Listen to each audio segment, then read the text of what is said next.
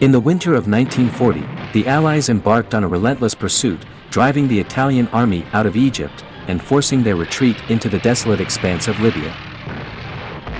This remarkable campaign, known as Operation Compass, unfolded as a masterful Blitzkrieg-style offensive, and at its vanguard stood the new British Matilda II tank. Despite being relatively slow, with a top speed of less than 10 km per hour, the Matilda boasted a formidable 78mm frontal armor that proved invulnerable to Italian anti-tank weaponry. Even Germany's 37mm and 50mm anti-tank guns were unable to penetrate the exterior of this new 25-ton British combat vehicle. By the spring of 1941, the Allies held strong confidence that the Matilda could still drive through Axis defenses. Under the directive from London, General Archibald Wavell, the commander of British forces in the Middle East, formulated a strategic plan aimed at breaking the German siege of the port of Tobruk. This audacious undertaking, named Operation Battleaxe, hinged on the advance of Matilda tanks to the west, through the Halfaya Pass, with accompanying armored units making their way along the coastal route to provide support. Ominously, an earlier operation in the year, codenamed Brevity, witnessed the harrowing spectacle of 4 Matilda tanks falling prey to accurate German artillery fire from considerable distances. To the detriment of British tank crews, Rommel's Afrika Korps had begun employing the formidable Flak 1888mm anti-aircraft gun in an anti-tank role. The Flak 18 and 36 were not ideal anti-tank guns, because they were high, bulky, heavy and difficult to hide. Setting up the gun required significant effort, and firing it from an exposed position was risky. Additionally, loading the gun with the barrel horizontal was difficult for the gunner, as it was designed for the loader to load with the barrel elevated. Lifting a round weighing nearly 15 kilograms to almost head height required considerable effort. Aimers faced similar challenges, struggling to access their positions easily. Using the gun against armored targets in France in 1940 was meant to be only a makeshift solution. However, the adaptable German soldiers embraced the use of these guns against tanks in France. Since there was no established doctrine for this, they developed tactical procedures that acknowledged the inherent challenges of employing the weapon in this unconventional manner. In the desert, where the gun could engage from a significant distance beyond the effective reach of British crews, it delivered the most favorable outcomes. In the scorching heat, touching the barrel, breech, and even the traverse and elevation handles could be painfully hot. In the hottest part of the day, heat haze often obscured the target, making it challenging to estimate distances due to the absence of distinct landmarks.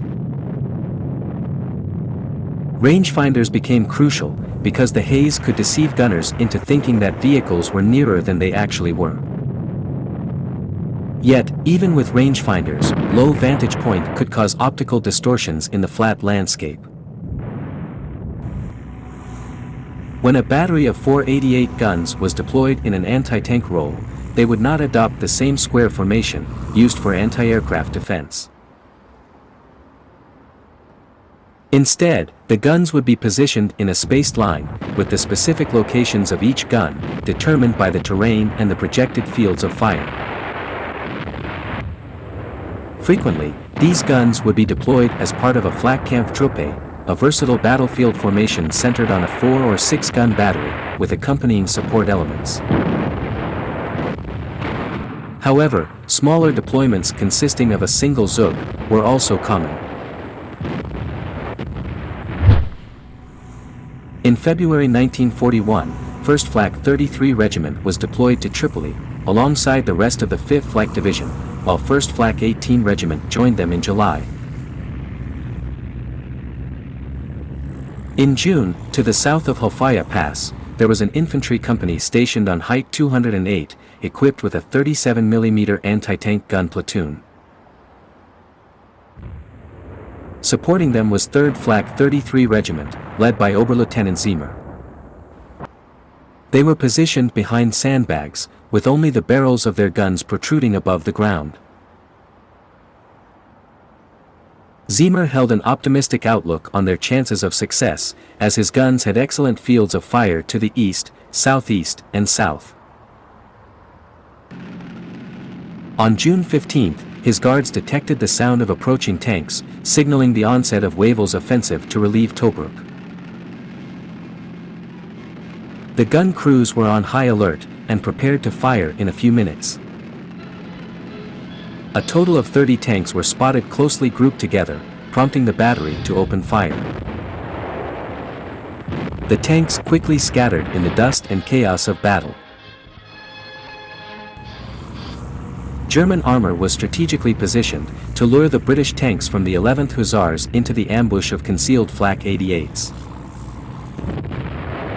In a matter of minutes, the first wave of British tanks suffered devastating losses, with 11 out of 12 tanks being destroyed. This deadly encounter earned the pass the ominous nickname Hellfire Pass. The British unleashed artillery fire onto the German defenses. Soon after, 70 tanks from the 7th Armored Brigade came into view. Ziemer, with his guns undeterred by the earlier bombardment, allowed them to approach to within 1 kilometer. His guns opened fire, and the British tank crews fired back. However, when German panzers advanced, the British armor quickly retreated. In the afternoon, a first wave of 40 British tanks headed south of height 208, followed by approximately half that number, obscured by a dust cloud in the second wave.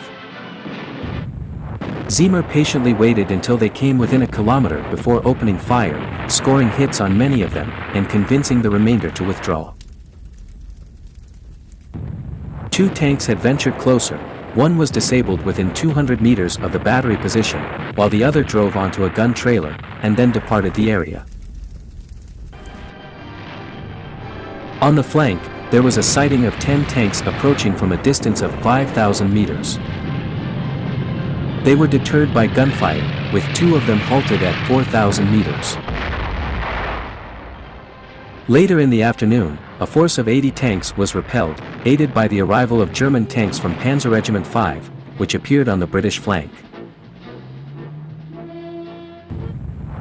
It became evident to the British that the formidable flak guns were a major factor contributing to the failure of the operation. The 6th Royal Tank Regiment suffered the loss of 50 Matildas and Crusader tanks on June 15. The British faced an additional challenge in their encounter with the combined German and Italian force defending Halfaya, as they were led by a remarkable combat commander, Captain Wilhelm Bock. Bock's relatively small force, consisting of approximately 900 soldiers, with 400 of them being Germans from his own battalion within the 105th Infantry Regiment, displayed remarkable skill and unwavering determination throughout the Battleaxe campaign. Despite being isolated within the first 24 hours of the Allied assault and facing dwindling water supplies, the unit continued to fight tenaciously. After 3 days, a German counterattack successfully linked up with them, sustaining their defense. The Allies faced further challenges, due to their amateurish communication methods. British troops used open radios, and believed they were employing clever circumlocutions. However, the German listening posts swiftly deciphered these codes. Consequently, it wasn't surprising that Bock's men stationed at Halfaya had a fairly accurate idea not only that they were about to face an attack, but also the direction from which it would come. On June 16, a force of 50 British tanks attempted to advance on Bardia. Oberleutnant Taki, commanding Panzerjägerabteilung 33 with a heavy flak gun, departed from Bardia. His crew opened fire on the British tanks from a distance of 2,000 meters. As a result, 3 of the tanks were quickly knocked out, and upon realizing the presence of heavy flak guns, the remaining tanks employed smoke to conceal their retreat. Shortly thereafter, elements of Panzer Regiment 8 arrived in support. On June 17, within Halfaya Pass, heavy flak fire struck 14 tanks, effectively halting the offensive. Out of the 202 tanks that the 7th Armored Division began the operation with, 98 were lost. In many cases, it was the heavy flak fire that had curtailed their initial advances, before German armor could intervene. The German commander, Major Wilhelm Bach, for his skillful leadership in the Axis defense of Halfaya Pass, earned the nickname Pastor of Hellfire. A British tank commander's final radio message conveyed the dire situation, stating, "They are tearing my tanks apart." The crucial factor behind the German success in the battle was technological superiority. The previously formidable Matilda tank, once known as the Queen of the Desert, just 6 months earlier, had become an easy target when faced with well-positioned 88 guns. The tank's primary weapon, the 2-pounder gun, lacked the capability to fire high-explosive shells. Notably, none of the Matilda tanks destroyed in June 1941 presented a significant challenge to the skilled gunners operating the German 88 guns. It is indeed arguable that later anti-tank guns, such as the Sherman Firefly's 17-pounder, or the Soviet 100mm Model 1944, could be considered technically as effective as, or even superior to the German 88 gun. Notably, the Germans themselves would go on to develop an even more potent anti-tank weapon, the Pak-43, demonstrating the ongoing evolution of anti-tank technology during the war. However, it's hard to dispute the devastating impact that the 88 gun had in the Western Desert in 1941, as well as its reputation as the only weapon that German troops believed could effectively counter the formidable Soviet T-34 and KV-1 tanks during Operation Barbarossa. This famous battle unfolded shortly after the 88 guns had proven their effectiveness by neutralizing the British Matilda tanks during Operation Battleaxe. As a British tanker, who was captured by the Germans in June 1941 said, "In our opinion, it's unfair to use flak against our tanks."